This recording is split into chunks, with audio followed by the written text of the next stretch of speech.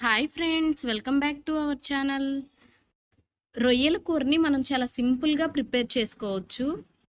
ఈరోజు మనం ఎంతో రుచిగా ఉండే ఈ రొయ్యల కూరని ఎలా ప్రిపేర్ చేసుకోవాలో చూద్దాం. ముందుగా మనం 1 kg రొయ్యల్ని తీసుకొని శుభ్రంగా నీళ్ళతో క్లీన్ చేసి పెట్టుకోవాలి. ఇలా మనం శుభ్రంగా నీళ్ళతో క్లీన్ చేసుకోవడం వల్ల మనకి రొయ్యలు అనేది నీసు వాసన లేకుండా ఉంటాయి. ముందుగా మనం ఒక ప్యాన్ పెట్టుకొని అందులో 4 టేబుల్ స్పూన్స్ ఆయిల్ని వేసుకోవాలి.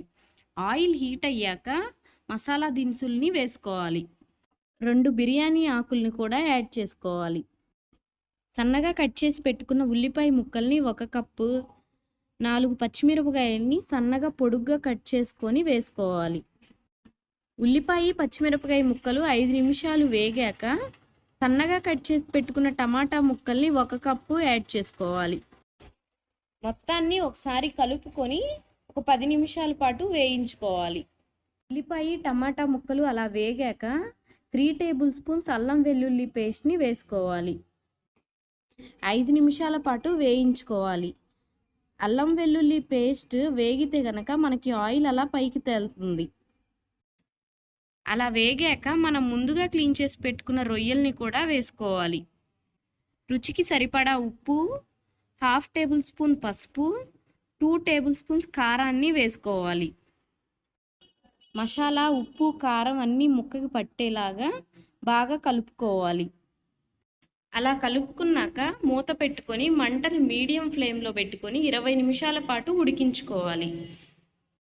20 నిమిషాల తర్వాత ఒకసారి మూత తీసి రొయ్యలు ఉడికాయో లేదో చెక్ చేసుకోండి.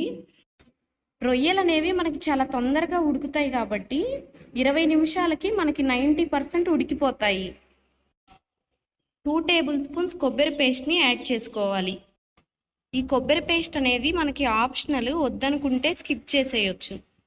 ఒక చిన్న గ్లాస్ వాటర్ని యాడ్ చేసుకొని మొత్తాన్ని ఒకసారి కలుపుకొని మూత పెట్టుకొని ఒక 10 నిమిషాల పాటు ఉడికించుకోవాలి. ఫైనల్గా 1/2 టేబుల్ స్పూన్ కసూరి మేతిని, 1/2 టేబుల్ స్పూన్ ధనియాల పొడిని యాడ్ చేసుకొని ఒకసారి కలుపుకొని స్టవ్ ఆఫ్ చేసుకోవాలి.